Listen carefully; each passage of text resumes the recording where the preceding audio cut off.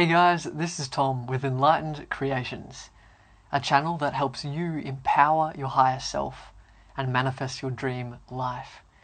Now, in today's video, I'm going to be talking about As a Man Thinketh by James Allen.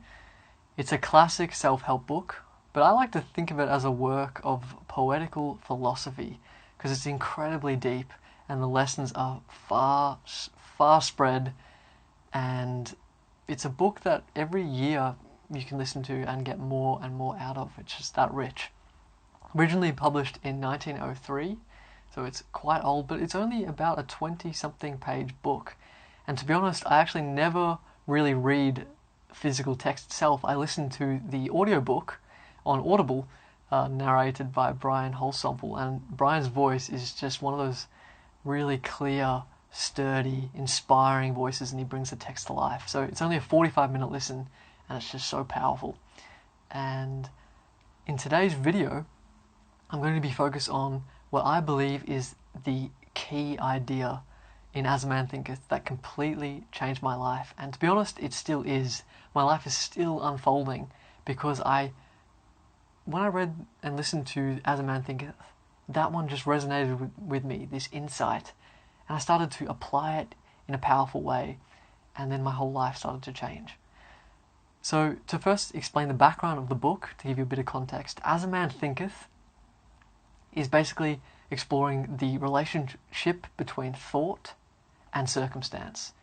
So our beliefs and our outside world, our results in life, or as Dr. Joe Dispenza says, how our personality affects and creates and shapes our personal reality. And it's not really an explanation. The book doesn't say how this works in particular. It's not an ABC step-by-step manual on how to harness your thoughts to create the reality you want. Nothing like that. It's simply a philosophical and poetical musing of this very deep and intertwined relationship between these two phenomena. So that's why it's powerful, because it plants these seeds, and basically it's a really great starting point if you're new to the law of attraction to begin with this book, because it opens up your mind to this possibility. Is this true? How can this be possible? And how does this work? So about 7 or 8 pages in is a key passage, and when I listen to it, I'll explain what I was thinking. But first, before we get to that point, I will just read you the passage. Every man is where he is by the law of his being. The thoughts which he has built into his character have brought him there, and in the arrangement of his life there is no element of chance, but all is the result of a law which cannot err. This is just as true for those who feel out of harmony with their surroundings as of those who are contented with them. Thought and character are one, and as character can only manifest and discover itself through environment and circumstance, the outer conditions of a person's life will always be found to be harmoniously related to his inner state. This does not mean that a man's circumstances at any given time are an indication of his entire character, but that those circumstances are so intimately connected with some vital thought element within himself that, for the time being, they are indispensable to his development. So powerfully, beautifully written. The key phrase that popped out for me when I read this was some vital core thought element. Because what he's saying is, you can be changing, you can be dissatisfied with your circumstances, and even have been doing law of attraction and inner work and personal development work, but relatively your whole life is sort of not changing too drastically, not in the way you see as possible for yourself, not in the way you truly desire at the depths of your being, the exciting dreams and goals that you want for yourself. Those aren't really coming true as much as you're noticing little things. So the idea here is, well, if I'm upgrading my thoughts, why is my life not following? So what James Allen is saying is that somewhere deep within, there's a more vital, essential idea, belief, thought structure, thought form that holds our whole identity together. And that this thing, no matter how much we're changing more of the external, outer, more surface level aspects of ourselves, whether it's beliefs or habits or emotions, if we haven't addressed or found out what this vital core thought element is within us, then the circumstances of our life will remain largely unchanged. So that's really powerful, because I thought I relate with that person that wasn't very in harmony with my life, my job, my living situation, my state of mind, my self-esteem, all of these things I was working on, but I felt like I kept taking 2 steps forward and 1 step back. And I was listening to this book, and I listened to it 20 times. I read Think and Grow Rich. I read a million other things, and I was actually getting law of attraction coaching, or more, it was law of attraction, but it was also success mindset development coaching in general. And I still wasn't able to just exponentially leave my life situation as it is and shed that layer and come into a new life situation, a new version of myself, and really feel like, yes, I am changing. But of course, it was this key insight that has gotten me this far to where I can say truly that is the case for me. I've completely shed away that old life, and everything around me has changed. Exactly like what James Allen was saying. So, how do you find this vital core thought element? Well, think about it like this. Your thoughts are like train tracks, and all of them come out from this core thought element. So that I call this core thought element the core thought train, because all these trains come out. So an example is what you think about that person over there, what you think about that colleague, what you think about that food, what goals you're working on in health and fitness. Just general thoughts about the news and society and what's happening on a day-to-day basis. All those thoughts are somewhere in this structure, with the core thought element somewhere in the center. So whenever you're thinking out these thoughts, what you don't realize is that they all start, if you were to follow the thought before it became consciously aware that you were thinking it, you could actually investigate, I'm thinking those thoughts, those more outer thoughts, because of these deeper thoughts.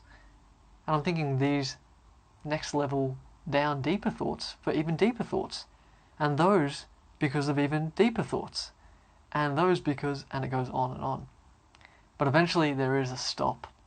And that's the core thought element. So the way you can find this, and it can be a shock, so take your time with this, is to ask yourself, why did I think that? Or what about that bothers me? And then you'll find out the next thought. What about that bothers me? Or why do I think this?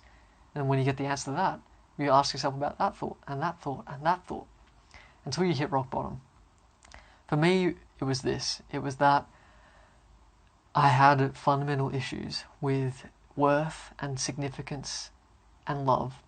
I felt like no matter how much I changed my physical fitness, how much more money I got, how much more expressive and I was and confident around other people, or how many personal development books I was reading, fundamentally I believed there was some belief in me about my own worth and my own self-love and my own significance within the world. And I thought that I was destined to have a never-ending struggle with this, and that somehow I was going to be exposed as worthless. Now this is deep stuff, and it's been almost a year since I first made that discovery, and I applied it to a lot of my thoughts. A lot of my thoughts to convince myself every single one of my thoughts is a manifestation of this deeper belief about myself, this core thought element, as James Allen called it. And so I said to myself, once I processed that, and it took a good week to, it was almost like I felt a bit of grief and sadness that I couldn't believe I thought that about myself, because the epiphany for me as I realized I was thinking that was that it's not true. I'm fundamentally worthy, whole and complete and perfect as I am, and so are you. That's a spiritual, fundamental truth about the essence of your nature, is that nothing can complete you. But when you believe something that's the opposite of that, it can be quite sad to deal with. Nonetheless, I gave it a week and I thought, what is the exact opposite thing I could repeat to myself on a daily basis. I could visualize about. I could do all these manifestation, law of attraction, subconscious mind reprogramming principles about, to completely reverse this core belief about myself, this core thought train. So I did that.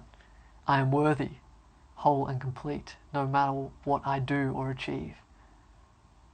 I am perfect. I am enough. Etc. It went on and on and on. It was quite a paragraph, and I listened to it every single day. And would you believe, I listened to that tape. 2 weeks later, I get a phone call from my dad saying, do you want a new job in IT? You don't even have to interview. It's this salary, and at the time it was 4 times what I was on at the time. I was working in a bottle shop just out of uni, trying to figure out what I'm doing with my life, and I had an awful situation there. All of a sudden I found myself working in IT. I was still listening to The Worth and The Worth and The Worth. And all of a sudden it's expanded nearly a year since that point, and I've left the whole IT industry. My relationship with my girlfriend has improved. I'm earning great money. I'm working in a passionate job in a personal development company, and I'm finding myself express myself on YouTube, completely obliterating that deep, deep fear that I was going to be exposed as worthless in the process. And that's huge. That's huge. This is huge stuff. So find your core thought train. And when you do, ask yourself, what is the exact opposite thing that I can believe about myself, that if I did, would change all the other thoughts, all the other train tracks that branch out from them? My fitness, my relationships, my finances, my self-image, my levels of success and happiness and joy and presence on a daily basis. All of these domains of life, how will they change if I change that core thought element within me?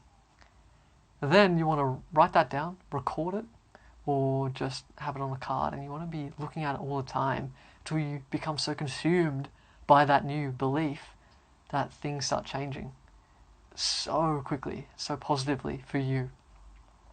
So thank you, James. I owe you quite a lot for this key insight, and I hope you apply this in your own life. Now, I will say a little disclaimer: if this idea of going to the depths of your belief system to find this core sort of identity belief that's, shaping a lot of your character and therefore a lot of your circumstances, if that's quite daunting to you, I don't recommend starting straight away. Build yourself up to that. It took me months before I was ready to face that, because I think a part of us knows that this is true, and that's okay. Don't rush where you're at. Where you're at is where you're meant to be, and you're an amazing person and you're doing an amazing job.